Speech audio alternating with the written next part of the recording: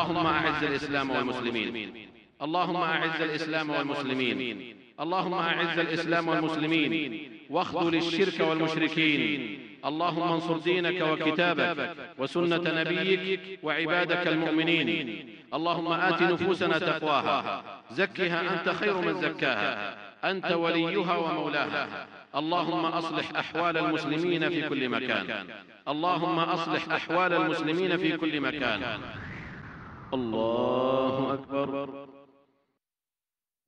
الحمد لله رب العالمين، الرحمن الرحيم، مالك يوم الدين. إياك نعبد وإياك نستعين. اهدنا الصراط المستقيم، صراط الذين أنعمت عليهم غير المغضوب عليهم ولا الضالين.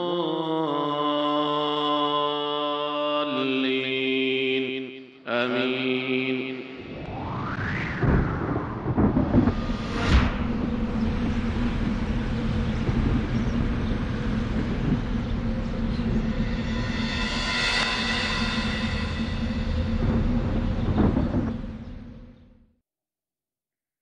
الله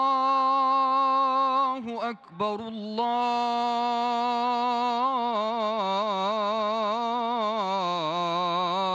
الله أكبر. الله أكبر.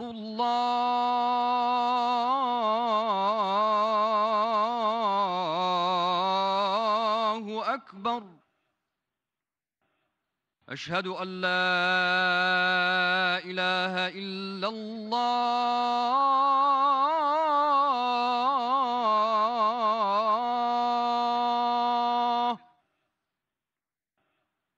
أشهد أن لا إله إلا الله.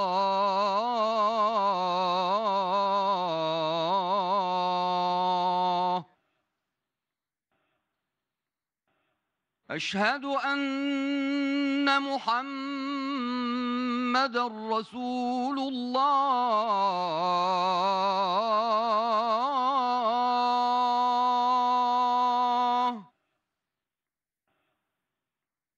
أشهد أن محمدًا رسول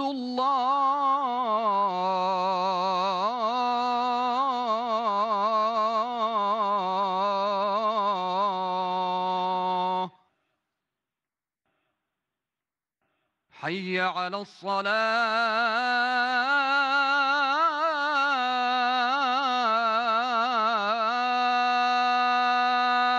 الصلاة. حي على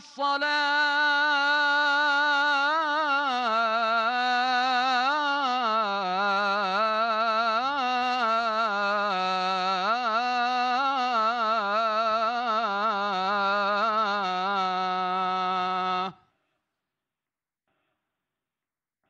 حي على الفلاح.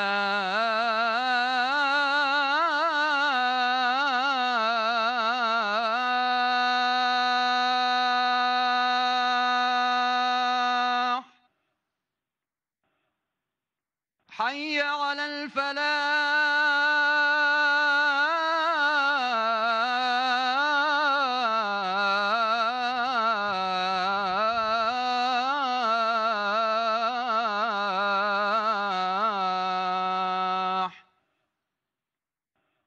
الله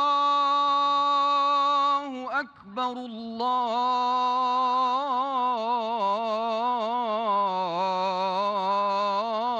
الله أكبر. لا إله إلا الله.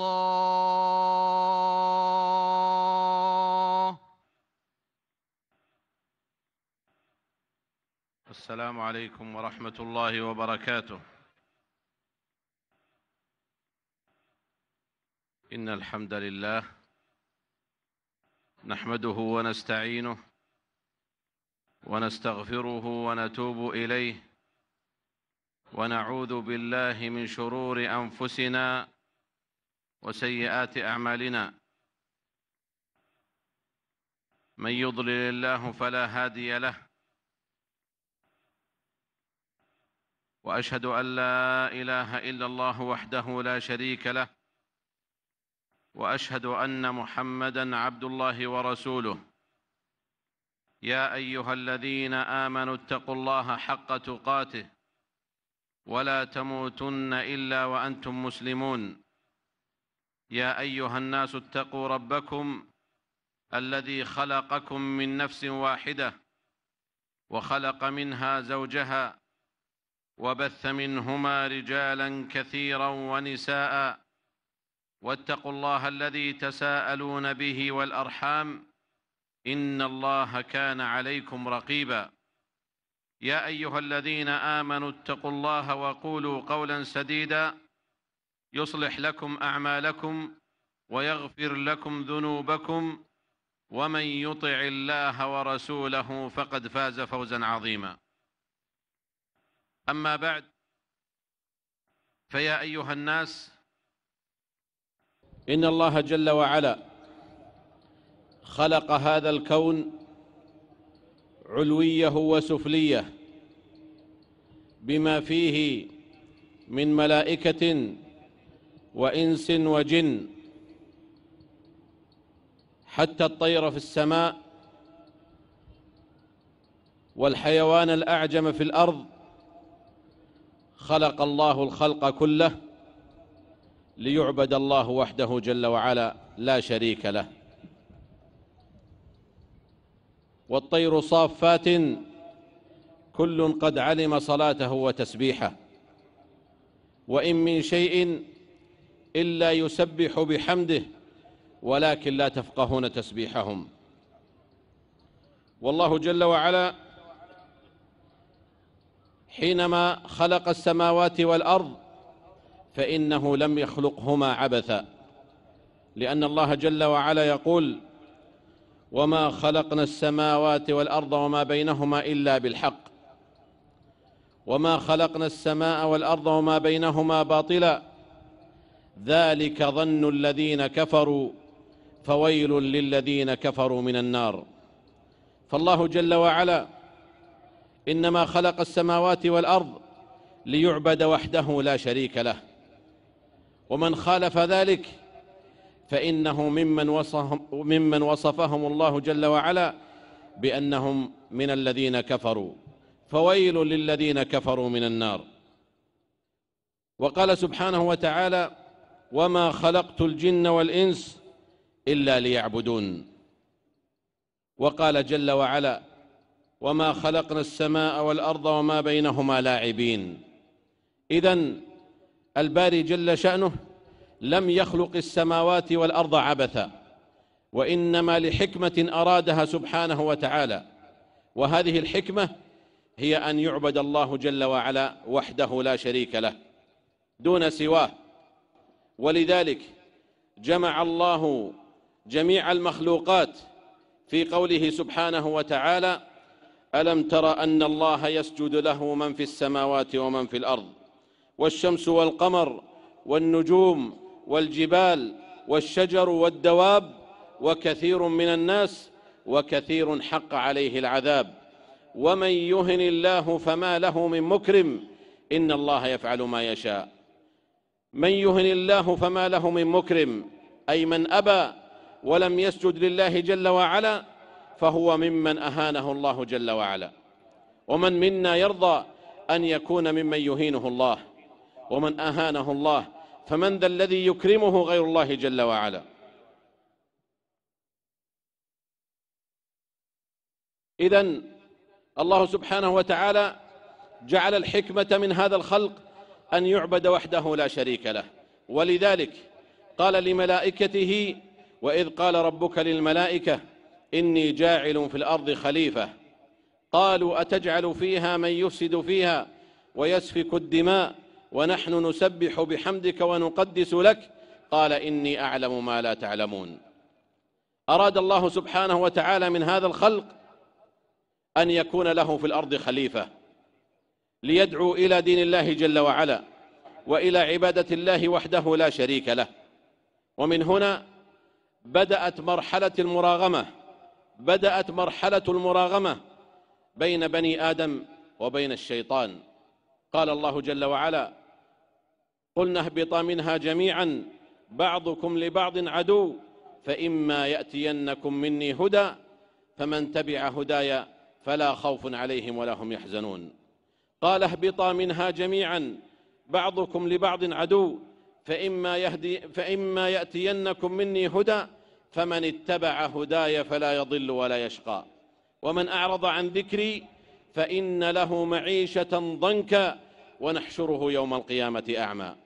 كل من أعرض عن دين الله جل وعلا وأعرض عن ذكره سبحانه وأعرض عن عبادته وحده لا شريك له فإنه سيلاقي معيشة ضنكا في الحياة الدنيا ويحشر يوم القيامة أعمى، وذلك لأنه نسي الله فأنساه نفسه، نسوا الله فنسيهم.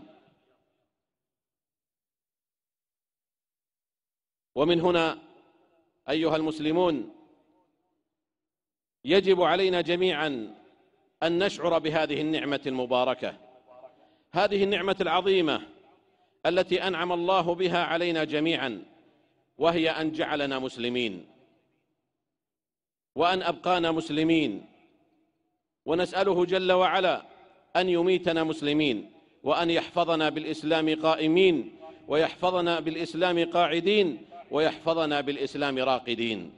هذه هي النعمة الكبرى والميزة العظمى التي نمتاز بها في هذه الحياة الدنيا. ما قيمة المرء في هذه الحياة دون أن يكون مسلما لله جل وعلا؟ ما قيمة العيش في هذه الحياة دون أن نكون عبيدا لله جل وعلا، نعبده وحده لا شريك له، نعبده وحده دون سواه، نلجأ إليه في رغبنا ورهبنا وخوفنا وطمعنا، نعلم أنه لا إله إلا الله وحده لا شريك له، له الملك وإليه المصير. هذه النعمة أيها المسلمون تحتاج إلى شكر للباري سبحانه وتعالى، وهذا الشكر لا يكون إلا بالعض على هذه النعمة والثبات عليها، وأن يحيا الإنسان بهذا الدين وأن يدعو إلى هذا الدين وأن يموت ثابتا على هذا الدين حتى يلقى الله جل وعلا. ولذلك بين الله جل وعلا لعباده أن كل نعمة ينعم بها عليهم فإنما هي منه وحده جل وعلا. قال سبحانه: وما بكم من نعمة فمن الله. وأي نعمة أعظم من أن يكون المرء مسلما لله جل وعلا؟ إنها لنعمة كبرى. هذه النعمة سيدركها جميع الخلائق يوم أن يحشرهم الله يوم القيامة حفاة عراة غرلا، ويدخل أهل النار النار ويدخل أهل الجنة الجنة، فيقول المؤمنون حين ذاك الذين هداهم الله جل وعلا وأنعم عليهم بنعمة الإسلام وقالوا: الحمد لله الذي هدانا لهذا وما كنا لنهتدي لولا أن هدانا الله لقد جاءت رسل ربنا بالحق ونودوا أن تلكم الجنة أورثتموها بما كنتم تعملون. إذن هذه الهداية أيها الإخوة نعمة ومنة لا تحصل بالعقل ولا بقوة الذكاء ولا بالحذق، إنما هي هداية توفيق من الباري جل وعلا. فالله سبحانه وتعالى يقول: إنك لا تهدي من أحببت ولكن الله يهدي من يشاء. هذه الهداية يختص بها من يشاء من عباده، فلم يكن أبو جهل غبيا ولا مجنونا، ولم يكن أبو لهب غبيا ولا مجنونا، بل كانوا من ذوي العقول والفهم والإدراك، ولكن الله جل وعلا يهدي من يشاء ويضل من يشاء. والإنسان لا قيمة لعقله ولا قيمة لفهمه إن لم يكن محاطا بالهداية من الله جل وعلا إلى دينه القويم. والنبي صلى الله عليه وسلم يتفق جميع البشر على أنه من أكمل الناس عقولا أو أكمل الناس عقولا وأفهمهم إدراكا وأقواهم فهما، ومع ذلك لم يكن هذا الإدراك ولم يكن هذا الفهم شيئا دون هداية الله جل وعلا. ولذلك قال الله له: وكذلك أوحينا إليك روحا من أمرنا ما كنت تدري ما الكتاب ولا الإيمان ولكن جعلناه نورا نهدي به من نشاء من عبادنا وإنك لتهدي إلى صراط مستقيم صراط الله الذي له ما في السماوات وما في الأرض ألا إلى الله تصير الأمور. إذن النبي صلى الله عليه وسلم لم يكن قبل هذا النور شيئا، وإنما صار بعد هذا النور. هذا النور هو الذي جعله خاتم الأنبياء والرسل، وهو الذي جعله سيد ولد آدم يوم القيامة، وهو الذي يشفع للخلائق الشفاعة العظمى كما جاء في الحديث الصحيح. ولذا ميز الله جل وعلا أمة الإسلام بأنها أمة تؤمن بجميع الرسل لا تفرق بين أحد من رسل الله جل وعلا، وهذا هو السلام الحقيقي، وهذا هو الاستسلام لله جل وعلا. ولذا صار الإيمان بالرسل ركنا من أركان الإيمان عند المسلمين، ومن لم يؤمن بالرسل جميعا فإنه لا حظ له من الإيمان. وقد قال جل وعلا: آمن الرسول بما أنزل إليه من ربه والمؤمنون كل آمن بالله وملائكته وكتبه ورسله لا نفرق بين أحد من رسله وقالوا سمعنا وأطعنا غفرانك ربنا وإليك المصير. وقد قال النبي صلى الله عليه وسلم حينما سأله جبريل: ما الإيمان؟ قال: أن تؤمن بالله وملائكته وكتبه ورسله واليوم الآخر وأن تؤمن بالقدر خيره وشره. إذن لا بد من الإيمان بالرسل، فنؤمن بجميع الرسل الذين أرسلهم الله جل وعلا. هذا هو السلام، في حين إن غيرنا من الأمم السالفة لم تؤمن بنبينا محمد صلى الله عليه وسلم. وأما نحن المسلمون فإننا نؤمن بجميع الرسل، بموسى وعيسى وإبراهيم وإسماعيل ويوسف واليسع وذا الكفل وجميع الرسل كلهم من عند الله جل وعلا، ممن قد قصهم الله علينا وممن لم يقصصهم علينا، ورسلا قد قصصناهم من قبل ورسلا لم نقصصهم عليك.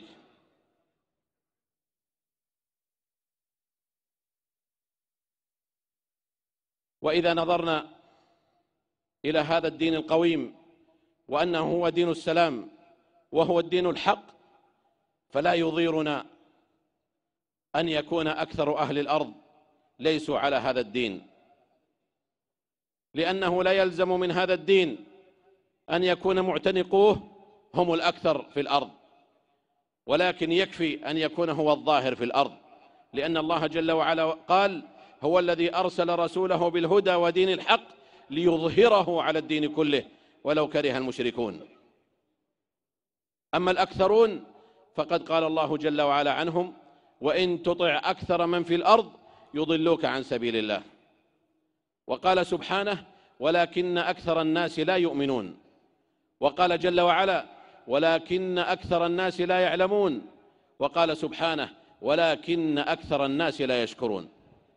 وقال جل وعلا لنبيه صلى الله عليه وسلم مطمئنا له ومبينا له أن الهداية إنما هي بيد الله سبحانه وتعالى، وأن المقصود ليس هو الكثرة بقدر ما أن المقصود هو الكيف، كيف تكون مسلما وكيف تكون مؤمنا وكيف تثبت على هذا الدين. فقال جل وعلا لنبيه: وما أكثر الناس ولو حرصت بمؤمنين. وما أكثر الناس ولو حرصت بمؤمنين.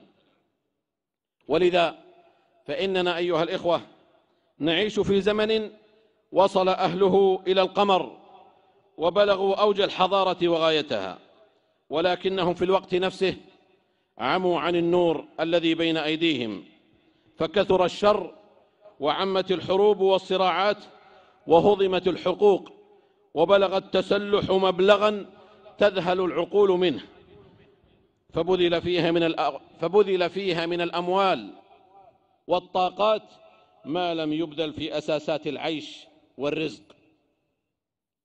وما ذاك أيها المسلمون إلا لنزعة الشر الطاغية التي جثمت على قلوب القساة من بني البشر الذين لا يعيشون إلا بالحروب ولا يتاجرون إلا بالحروب.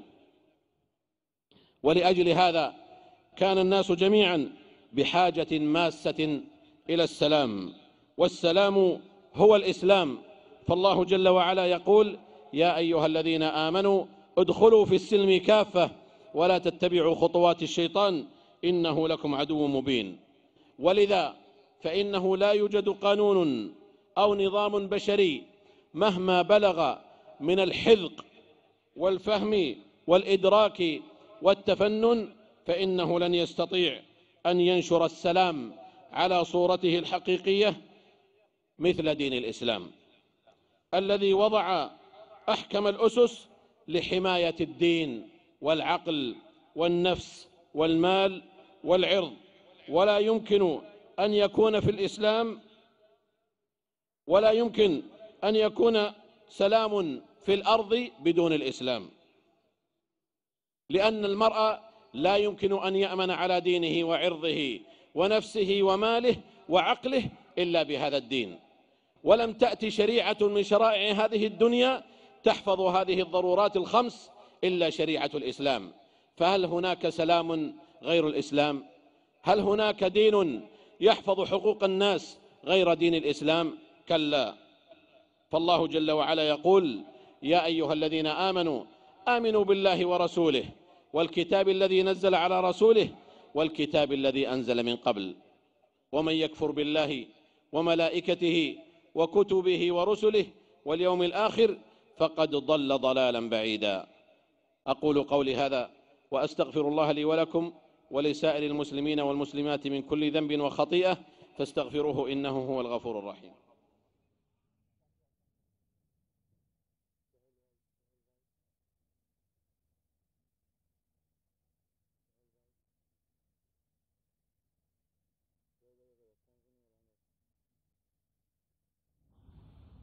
الحمد لله رب العالمين، ولا عدوان إلا على الظالمين، وأشهد أن لا إله إلا الله وحده لا شريك له، وأشهد أن محمدًا عبد الله ورسوله صلوات الله وسلامه عليه وعلى آل بيته الطيبين الطاهرين وعلى أصحابه والتابعين ومن تبعهم بإحسان إلى يوم الدين.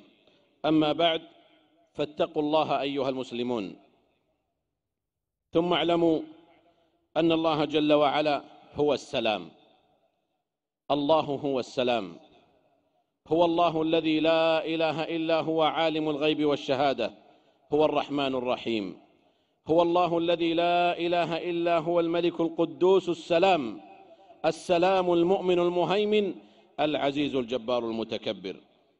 والسلام أيها المسلمون كلمة يرددها كل مسلم 10 مرات في اليوم والليلة،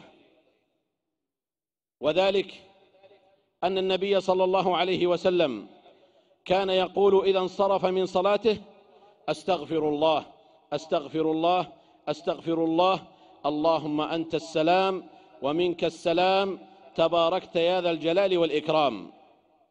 فهذه مرتان: اللهم أنت السلام ومنك السلام، فنضربها في 5 مرات وهي الفروض الخمسة، فيكون المجموع 10 مرات في اليوم والليلة. يرددها المرء المسلم، يردد هذا السلام، السلام الذي يعني الطمأنينة والسلامة من الآفات والسلامة من الظلم والسلامة من الشرك والسلامة من الوقوع فيما يغضب الله جل وعلا.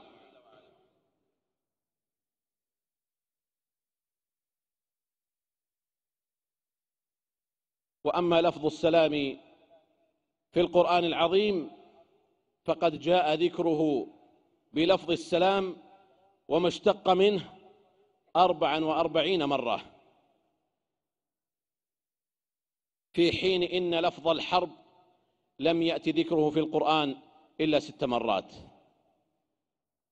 وهذا دليل كبير واضح على أن الإسلام هو دين السلام، ولا يعني ذلك أن هذا السلام الذي يدعو إليه الإسلام أنه هو الاستكانة والاستخذاء والخنوع والخضوع والركوع لغير الله جل وعلا، كلا، بل السلام هو القوة، السلام هو رعاية الحقوق، السلام هو التعايش بما يرضي الله جل وعلا، السلام هو تطبيق دين الله جل وعلا على وجه الأرض فتحفظ به حقوق الله وحقوق العباد.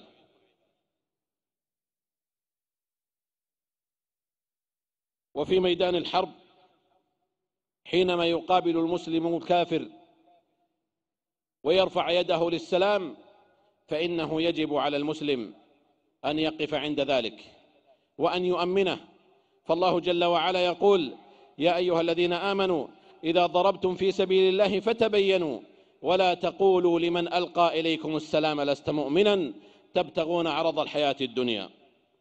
وتحية المسلمين في الدنيا هي السلام، فالنبي صلى الله عليه وسلم يقول: أفشوا السلام بينكم. وعباد الرحمن الذين يمشون على الأرض هونا وإذا خاطبهم الجاهلون قالوا سلاما. والجنة أيها الإخوة هي دار السلام، فالله جل وعلا يقول: والله يدعو إلى دار السلام ويهدي من يشاء إلى صراط مستقيم.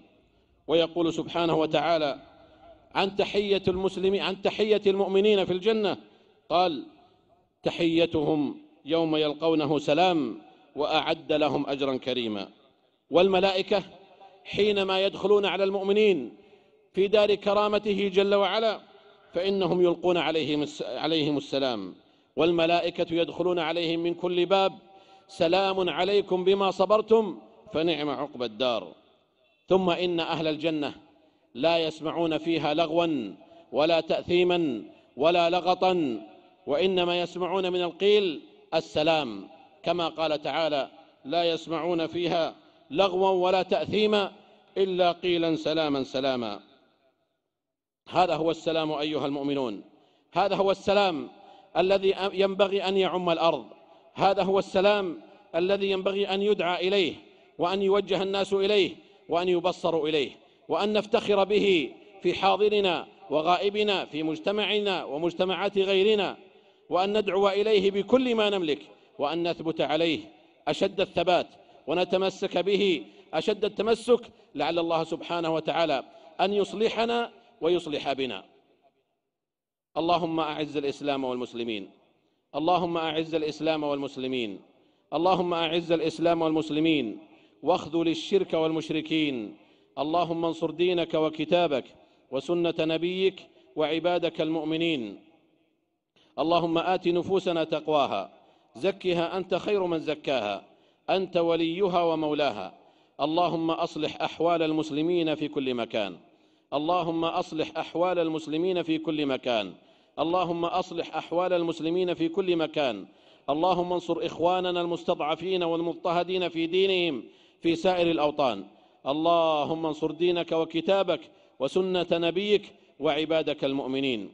اللهم فرج هم المهمومين من المسلمين، ونفس كرب المكروبين، واقض الدين عن المدينين، واشف مرضانا ومرضى المسلمين برحمتك يا أرحم الراحمين.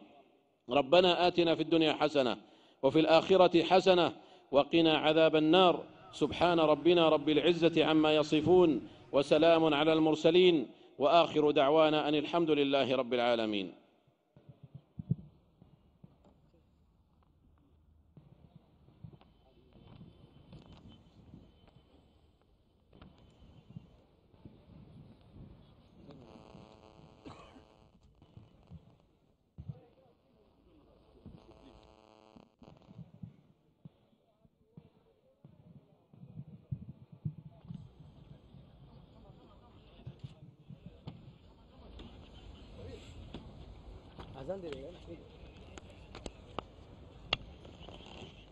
الله أكبر الله أكبر، أشهد أن لا إله إلا الله، أشهد أن محمدا رسول الله. حي على الصلاة، حي على الفلاح، قد قامت الصلاة قد قامت الصلاة الله أكبر الله أكبر لا إله إلا الله. استووا.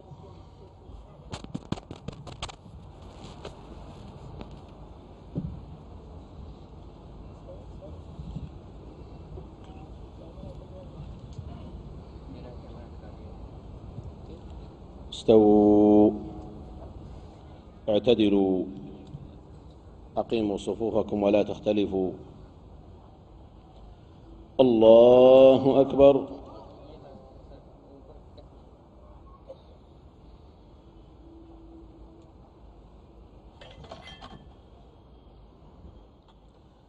الحمد لله رب العالمين الرحمن الرحيم مالك يوم الدين إياك نعبد وإياك نستعين اهدنا الصراط المستقيم صراط الذين أنعمت عليهم غير المغضوب عليهم ولا الضالين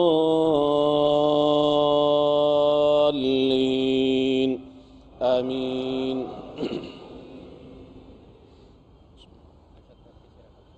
سبح اسم ربك الأعلى الذي خلق فسوى والذي قدر فهدى والذي أخرج المرعى فجعله غثاء أحوى سنقرئك فلا تنسى إلا ما شاء الله إنه يعلم الجهر وما يخفى ونيسرك لليسرى فذكر إن نفعت الذكرى سيذكر من يخشى ويتجنبها الأشقى الذي يصلى النار الكبرى ثم لا يموت فيها ولا يحيا قد أفلح من تزكى وذكر اسم ربه فصلى بل تؤثرون الحياة الدنيا والآخرة خير وأبقى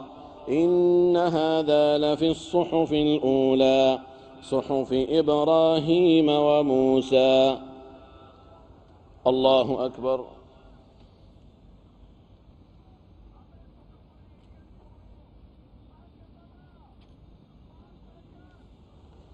سمع الله لمن حمده.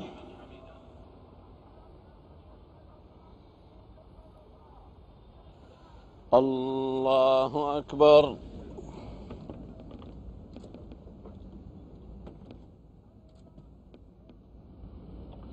الله أكبر.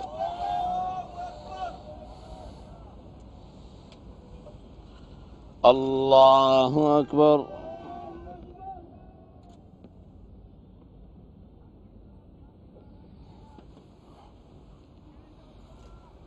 الله أكبر. الحمد لله رب العالمين الرحمن الرحيم مالك يوم الدين إياك نعبد وإياك نستعين اهدنا الصراط المستقيم صراط الذين أنعمت عليهم غير المغضوب عليهم ولا الضالين آمين. هل أتاك حديث الغاشية وجوه يومئذ خاشعة عاملة ناصبة تصلى نارا حامية تسقى من عين آنية ليس لهم طعام إلا من ضريع لا يسمن ولا يغني من جوع وجوه يومئذ ناعمة لسعيها راضية في جنة عالية لا تسمع فيها لاغية فيها عين جارية فيها سرر مرفوعة وأكواب موضوعة ونمارق مصفوفة وزرابي مبثوثة أفلا ينظرون إلى الإبل كيف خلقت وإلى السماء كيف رفعت وإلى الجبال كيف نصبت وإلى الأرض كيف سطحت فذكر إنما أنت مذكر لست عليهم بمسيطر إلا من تولى وكفر فيعذبه الله العذاب الأكبر إن إلينا إيابهم ثم إن علينا حسابهم. الله أكبر.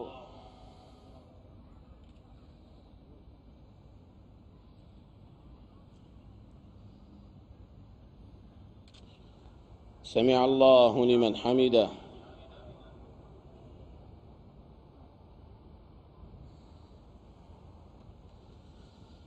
الله أكبر.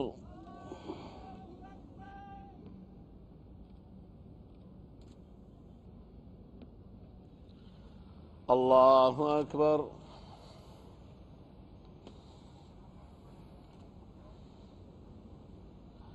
الله أكبر.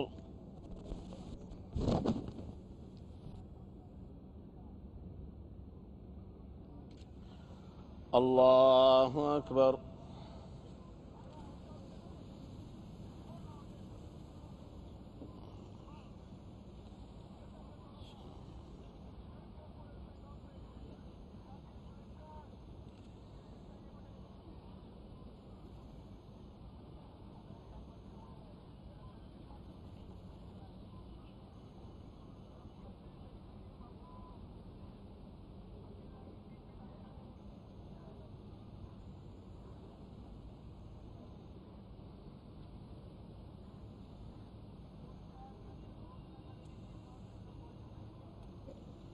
السلام عليكم ورحمة الله. السلام عليكم ورحمة الله.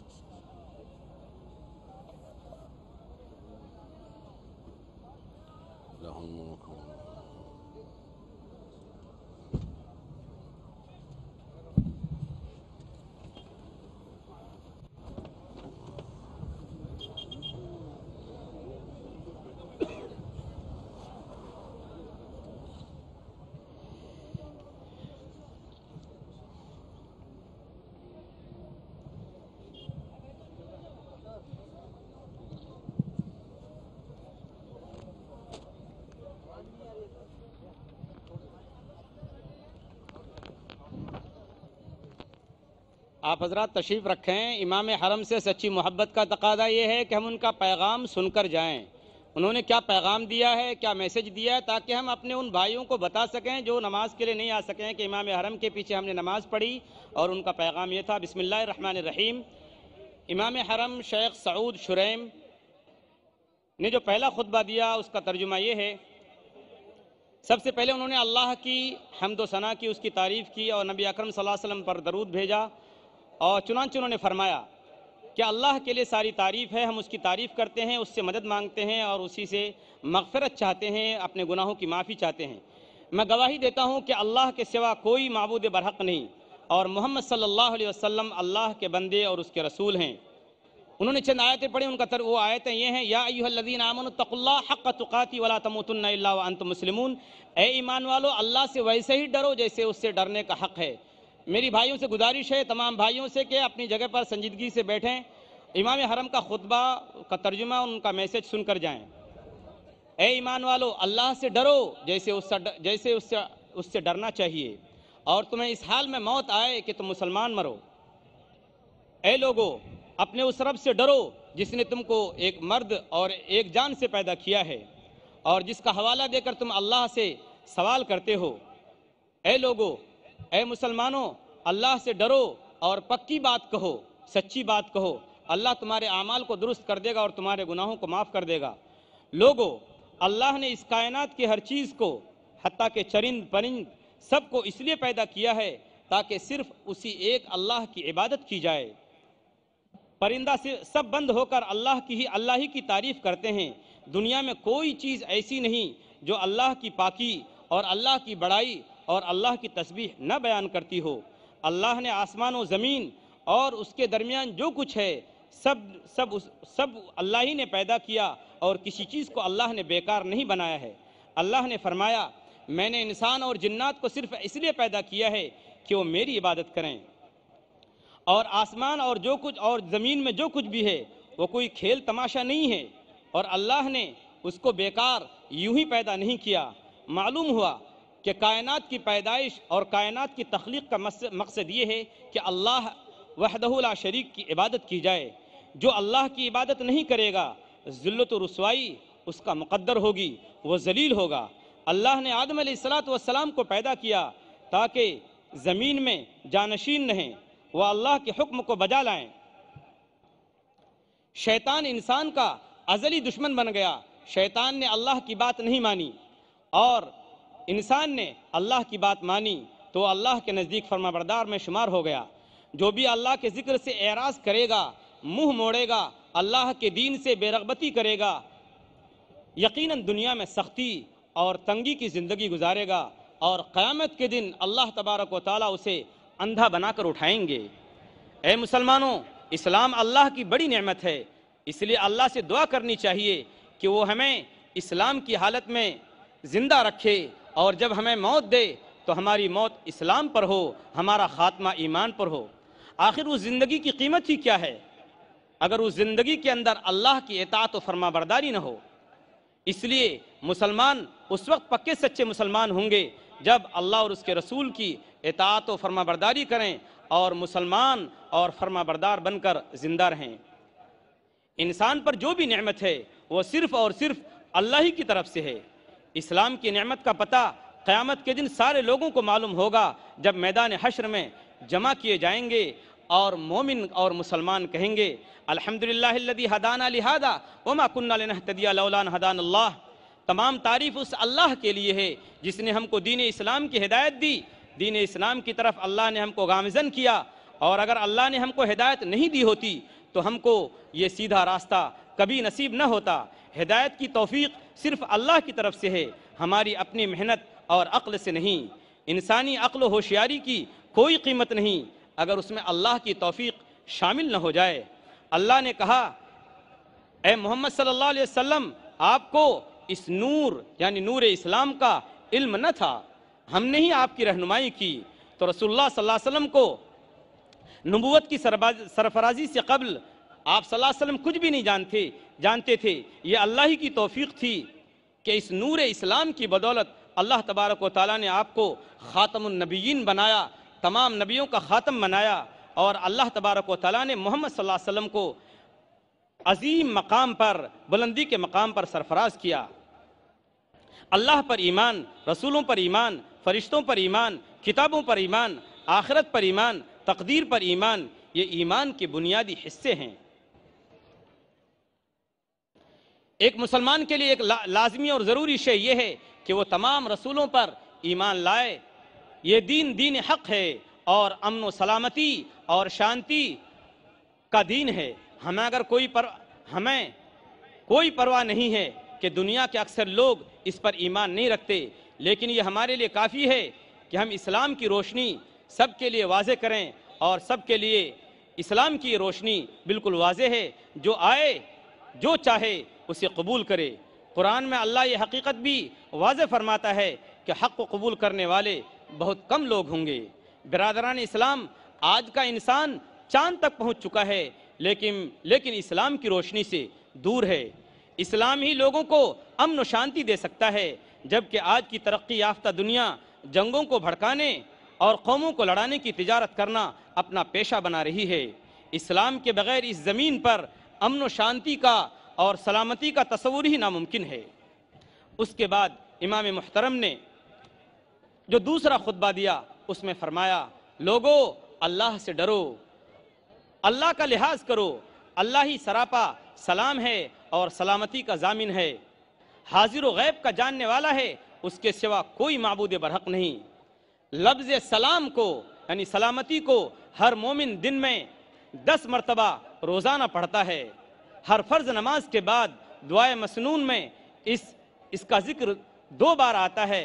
اس طرح 5 وقت کی نمازوں کے بعد کل 10 بار یہ دعا ہر مومن دہراتا ہے۔ اللہم انت السلام ومنک السلام تبارکت یا ذی الجلال والاکرام۔ اے اللہ تو سراپا سلامتی ہے اور تیری طرف ساری سلامتیاں لوٹتی ہیں۔ سلام اور اس کے استقامات قرآن میں، سلام اور اس کے مشتقات قرآن میں 44 بار آئے ہیں، جبکہ حرب یعنی جنگ کا لفظ قرآن میں صرف 6 بار آیا ہے۔ سلام ہی حقوق ہے، سلام ہی قوت و طاقت ہے، سلام ہی سے انسان کے حقوق کی ادائیگی ہوتی ہے۔ جنگ کی حالت میں بھی اگر ایک کافر دشمن سلام کرتا ہے تو اپنا بھائی سمجھنے کی تاکید کی گئی ہے۔ مسلمانوں کو یہ تاکید کی گئی ہے کہ اگر کوئی جنگ کی حالت میں اس کو سلام کرے تو اس کو اپنا بھائی سمجھے۔ جنت سلامتی کا گھر ہے، امن کا گھر ہے۔ مسلمان جنت میں ایک دوسرے کو سلام کے ذریعے مبارکباد دیں گے اور ویلکم کریں گے۔ جنت والے غلط اور بیکار بات نہیں سنیں گے، صرف سلام ہی سلام آپس میں ایک دوسرے کو کہیں گے۔ اسی سلام کو زمانے میں اور زمین کے اوپر پھیلانا چاہیے۔ اسی سلام کو، اسی پیغام امن کو دوسروں تک پہنچانا چاہیے۔ اسی سلام کی طرف ہمیں اور آپ کو دعوت دینی چاہیے۔ پھر آپ نے آخر میں دعائیں دی ہیں تمام مسلمانوں کو۔ وہ دعا کرتے ہیں کہ اے اللہ اسلام کو عزت و سربلندی نصیب فرما۔ اے اللہ مسلمانوں کی جان و مال کی اور عزت و آبرو کی حفاظت فرما۔ اے اللہ مسلمان جہاں کہیں بھی بستے ہوں زمین کے اوپر ان کی ہر طرح سے مدد فرما۔ اے اللہ قرآن کی، دین اسلام کی حفاظت فرما۔ اے اللہ مسلمانوں کو جب تک زندہ رکھ، اسلام کی حالت پہ زندہ رکھ۔ اے اللہ جب کبھی مسلمانوں کی موت ہو تو ہر مسلمان کی موت ایمان پر ہو اور اس کا خاتمہ ایمان پر ہو۔ اسی پر امام محترم کی بات ختم ہوئی۔ ہم دعا کرتے ہیں کہ اللہ تبارک و تعالی امام محترم شیخ سعود شریم کے اس پیغام کو ہمیں عام کرنے کی توفیق عطا فرمائے۔ والسلام علیکم ورحمۃ اللہ وبرکاتہ۔